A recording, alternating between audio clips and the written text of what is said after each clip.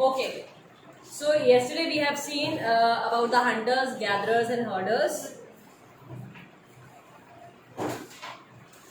So the main occupation what they were following was farming.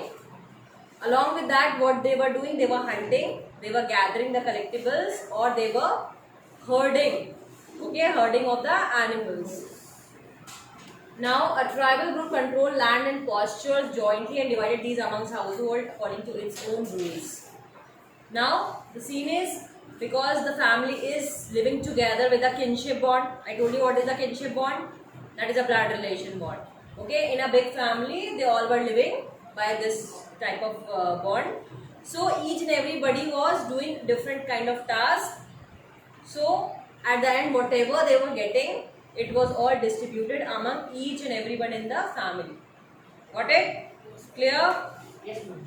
Now, many large tribes thrived in different parts of the subcontinent. They usually lived in forests, hills, deserts, and places difficult to reach. Sometimes they clashed with the more powerful caste-based societies.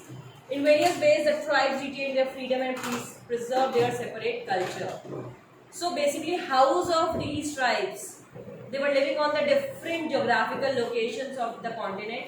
Some of them were living on the forest, some of them were living on the hills, in deserts, or basically those areas which were difficult to reach by the common people. Got it? So that makes them excluded from the society, so that they can retain their culture, so that they can retain their heritage.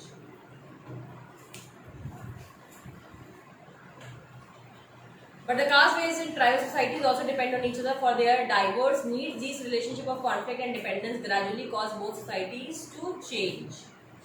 So as each and every individual has their own requirement of food or the supplies or the things, so that also started creating some of the issues between the family relations, and that leads to development of every individual and their communities. Clear? सीधे बैठे book है आपकी सोने नहीं आया class में. Okay, so now we are going to see who were tribal people. Contemporary historians and travelers give very scanty information about tribes. Scanty यानी few information, little information. ये जो historians थे, जो history के बारे में पढ़ते थे.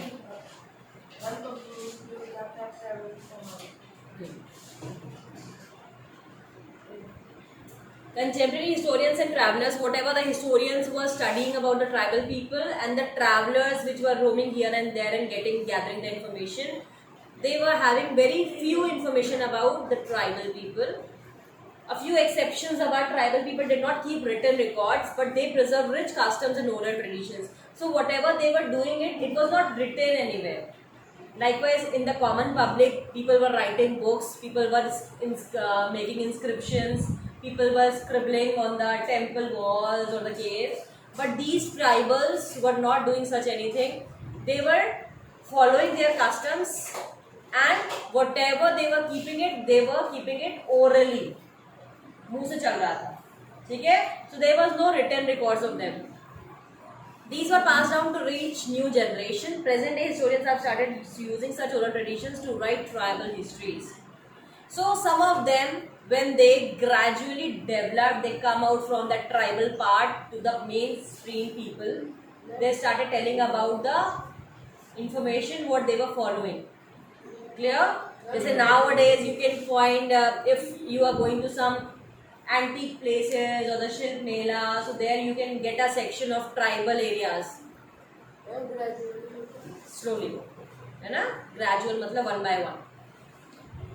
So ये इन्होंने बताना शुरू किया कि what were the oral traditions, how they were wearing the clothes, what they were eating, what they were keeping the things in their minds. Kind of ये सारी informations जो आई ये बहुत बाद में आई, तब आई जब डेवलपमेंट काफ़ी हायर स्टेज पे आ गया था, और उनमें से जो ट्राइबल पीपल थे, they started communicating with the normal people. Got it? Yes. Yes, ma'am.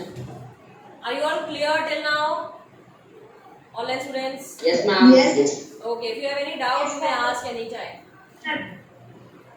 Now, Okay, ma'am. Tribal people are found in almost every region of the subcontinent. The area and influence of a tribe varied at a different points of time. Some powerful tribes control large territories in Punjab. Start marking the names now. So now you are gonna see the names of these different communities, because this is important that you need to understand. Her state में अलग अलग tribes होते हैं. Still it exist, आज भी हैं, पहले भी थे. तो जहाँ जहाँ पे इन्होंने बसना शुरू किया, किस किस स्टेट में कौन कौन सी कम्युनिटी फेमस है, now you need to mark it down for you. In Punjab, the Khokhar tribe was very influential during the 13th and 14th century. So Khokhar tribe. Later the Gakhars became more important. Mark करिए. If you don't have the book, I cannot help you now.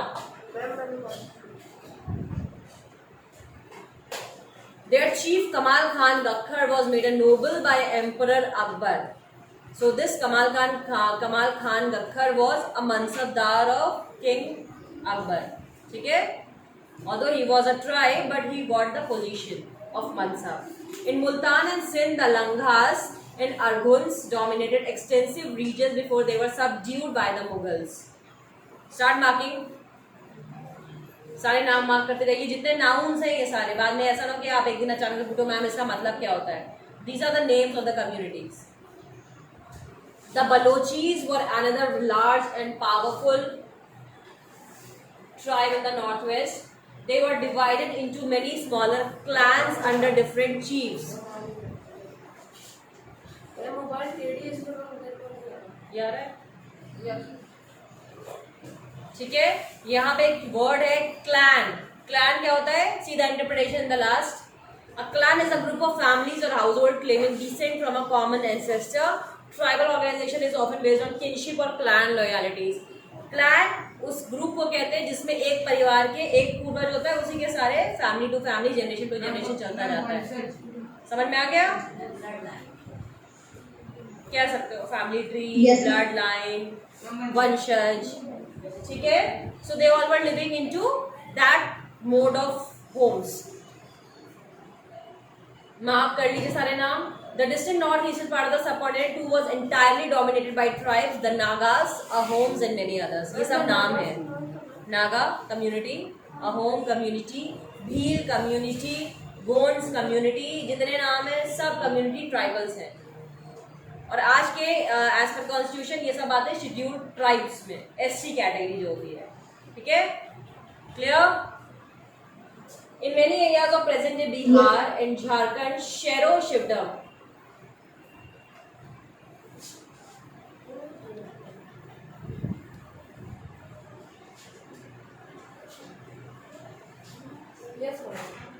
In many areas of present-day Bihar and Jharkhand, Shero Shivdam had emerged by the 12th century.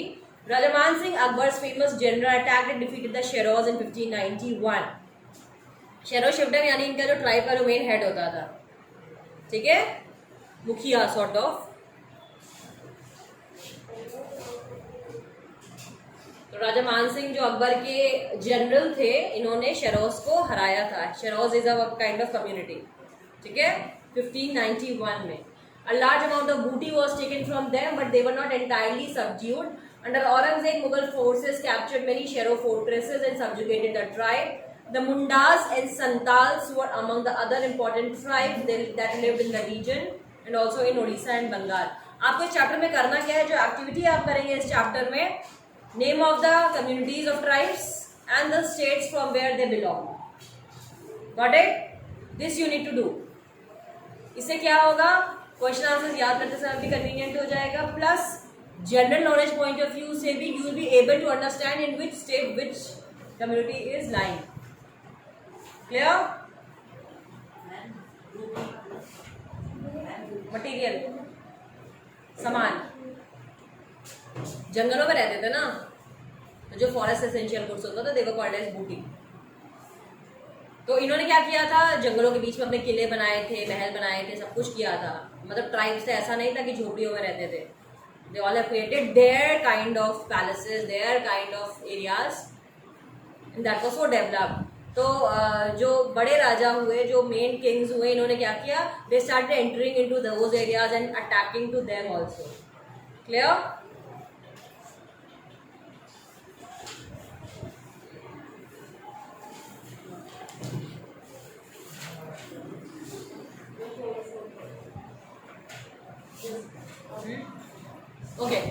The Maharashtra, Highland and Karnataka were home to Kolis, Birats and numerous others. Mark करिए नाम, ये महाराष्ट्र और कर्नाटका के हैं.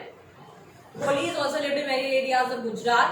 Further south there were large tribal populations of Koragas, Vitars, Marwars and many others.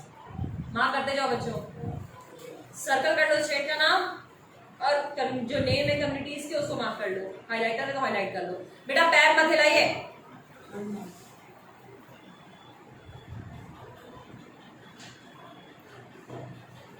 The large tribes of Bhils were spread across western and central India by the late 16th century. Many of them had become settled agriculturists and some even zamindars. Many Bhil clans nevertheless remained hunter-gatherers. The goats were found in great numbers across the present-day states of Chhattisgarh, Madhya Pradesh, Maharashtra and Andhra Pradesh. ठीक है? अभी state के नाम बिल्कुल state के नाम mark करिए. भील के बारे में पढ़ा. भील एक बहुत बड़ी जनजाति थी, बहुत फेमस कम्युनिटी थी.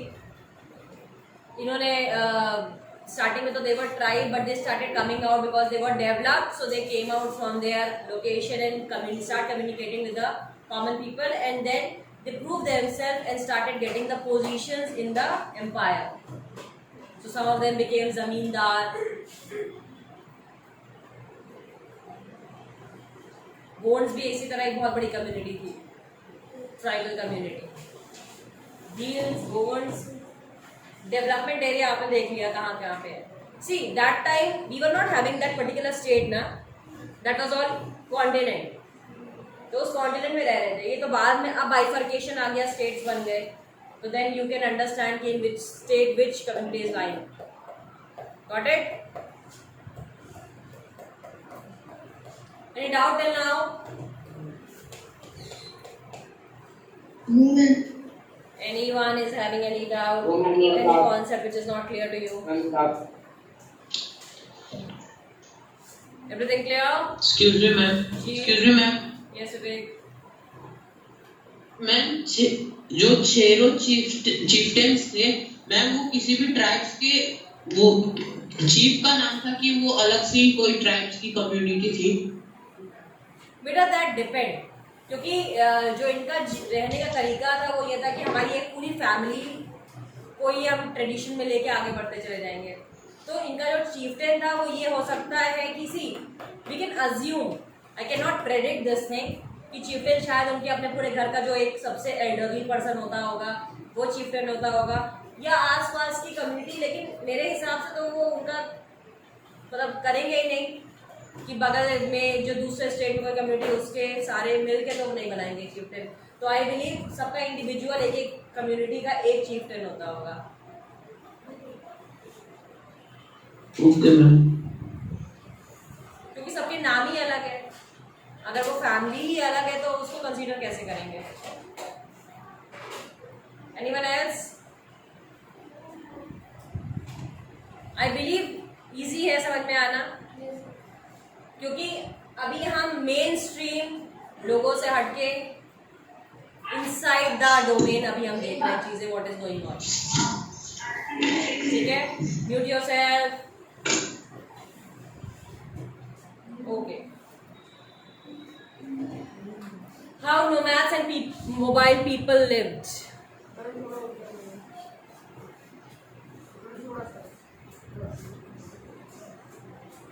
तो अब हमें देखना है ये जो नोमैड्स थे यानी बंजारे थे, है ना. मोबाइल पीपल, मोबाइल मतलब चलते रहने वाले लोग जो थे, ये जीती कैसे थे. तो नाउ नोमैडिक पैस्टोरलिस्ट. नोमैडिक यानी बंजारे, pastoralist who were keeping the pastures और एनिमल्स विद देम. क्योंकि एक जगह से दूसरी जगह जा रहे तो ओला थोड़ी करके जाते थे, है ना. कार भी नहीं थी. दे वर कीपिंग एनिमल्स विद देम. तो उनके जो जानवर साथ में होते थे उसको कहते थे पैस्चर्स. पीछे एक वर्ड आया बेटा, PASTEUR, है ना. PASTURE, that was pasture. तो उसी से वर्ड बनता है आपका पैस्टोरलिस्ट. ठीक है. Moved over long distances with their animals. They lived on milk and other pastoral products. यानी जानवरों से जो सामान मिलता था, चाहे वो दूध दे रहे हो चाहे जो हो, उसी को वो अपना एडिबल बना के खाते पीते चले जाते थे आगे। They also exchange wool, ghee etcetera with settled agriculturist for grain, cloth, utensils and other products. क्योंकि बाटा सिस्टम था तो जानवरों से जो सामान निकल रहा था, जैसे अगर उनके पास भेड़ें थी तो उससे ऊन निकल रहा था, है ना, घी बना रहे थे अगर वो दूध से, या ऊन निकल रहा था, तो वो क्या करते थे, लोकल जो आसपास एरिया होते थे, जिस जगह में गांव में पहुंचे, उसको ये सामान दे के उनसे बदले में कपड़े, बर्तन, खाना अरेंज कर लेते थे। ठीक है, बाटा सिस्टम था, आसान था, करेंसी नहीं थी तो कितना इजी था। मेरे पास जो है वो मैं सामने वाले को दे दिया। अब करेंसी में क्या है, फिक्स चीज़ हो जाती है, इतने में इतना ही मिलेगा, राइट। इसलिए उस टाइम पे इतनी महंगाई नहीं थी, लोगों की कन्वीनियंस के हिसाब से सामान एक्सचेंज हो जाता था। अगर मेरे को फोटो है, you can see the glimpse of exchanging of things, they were all exchanging of goods.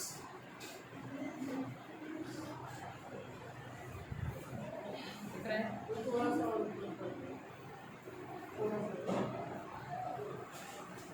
They bought and sold these goods as they moved from one place to another, transporting them on their animals. ठीक है, तो सामान क्या करते थे, जानवर पे लाद दिया और लेके आगे बढ़ गए। The Banjaras were the most important trader nomads. Banjara जो एक कम्युनिटी थी, जिसको अब हम आज बंजारे बोलने लगे, बेसिकली जो मूव करते थे एक जगह से दूसरी जगह। Their caravan was called tanda, mark करिए और स्टार बनाइए। Tanda is our terminology. उस टाइम पे जो कारवान यानी एक साथ बहुत लोग चलते थे, तो कारावान आप इंग्लिश में बोलते हैं, हिंदी में कहते थे कारवां, है ना, कारवां चलता चला जा रहा था, लोग के लोग निकलते चले जा रहे थे। उर्दू का वर्ड बनता है ना कारवां, सुना होगा, इंग्लिश में इसको कारवान कहते थे। तो जब ये ग्रुप में चलते थे दैट वाज कॉल्ड टांडा। ठीक है, Sultan Alauddin Khilji used the Banjaras to transport grain to the city markets. Alauddin Khilji ने क्या किया था, इन बंजारों को सामान देके एक जगह से दूसरी जगह भिजवाते थे। Emperor Jahangir wrote in his memoirs that the Banjaras carried grain on their bullocks from their different areas and sold it in towns. They transported food grain for the Mughal army during military campaigns. With a large army, there could be 1 lakh bullocks carrying grains. ठीक है, तो जब युद्ध वगैरह होता था तो ये बंजारे जितने आर्मी ट्रूप्स होते थे उनके लिए सामान लेके जाते थे, क्योंकि सबके पास जानवर होते थे, तो आराम से सामान लादा उसके और लेके चलते चले जाते थे। समझ में आ गया? कोई डाउट अभी तक? No ma'am. साइड में No, ma'am. Nomads and itinerant groups, तो दो वर्ड है, नोमैड्स और इटिनेरेंट ग्रुप। क्या है, पढ़िए, इंपॉर्टेंट है, एग्जाम पॉइंट ऑफ व्यू से अच्छा क्वेश्चन है मेरे लिए तो एटलीस्ट, कि what is the difference between nomads and itinerant. Nomads are wandering people. Many of them are pastoralists who roam from one pasture to another with their flocks and herds. Similarly, itinerant groups such as crafters and peddlers and entertainers travel from place to place, practicing their different occupations. Both nomads and itinerant groups often visit the same places every year. तो अब difference समझो। नोमड जो थे, बंजारे जो थे, वो यहाँ से वहाँ जानवरों के साथ अपना लेके घूमते थे सामान इकट्ठा करने के लिए, हर्डिंग करते थे बेसिकली। ठीक है, एक जगह से दूसरी जगह। इटिनेरेंट ग्रुप था, उसमें क्या थे, स्किल पीपल थे, स्किल पीपल जिनको काम आता था, वीविंग का काम आता था, चाहे क्राफ्टिंग का काम आता था, चाहे वो जो बंजारों में डांसर्स होते थे, नाचते थे, वो होते थे। ऑल्दो ये सेम प्लेस पे ट्रैवल करते थे, बट ये दो डिफरेंट ग्रुप्स हैं। डिफरेंस समझ में आ गया? Nomads, normal people going with the animals for the herding. Itinerant group, skilled people going to sell their skills. हाँ बेटा बताइए। Ma'am, nomads do exchange the things, and ma'am, the itinerant groups people do their occupations and travel there. This is the difference. Same चीज नहीं है, अलग अलग है। Nomads गए, रास्ते में जा रहे हैं जानवरों को लेके, है ना, अपना काम किया, सामान घूमने निकले हैं, वो बेसिकली एक्सप्लोर करते थे, सामान एक्सचेंज किया, अपने पर्सनल चीजों के लिए यूज किया। और इटिनेरेंट क्या करता था, अपना जो उसका स्किल है वो उसको प्रेजेंट करते थे, उसके बदले में उनको सामान मिलता था। Got it? हाँ, जैसे आज की डेट में दो कैटेगरी समझ लो, एक होता है सर्विस क्लास, एक होता है आर्टिस्ट ग्रुप। जो थिएटर में काम कर रहा है वो जा रहा है ना, अपनी स्किल दिखा रहा है, उसके बदले में उसको लोग अप्रिशिएट करते हैं, उसको पैसे मिलते हैं। लेकिन एक होता है जो जा रहा है अपना नौकरी पे, उसको उसके पैसे मिल रहे हैं। हाँ बताइए। Ma'am, the carbons of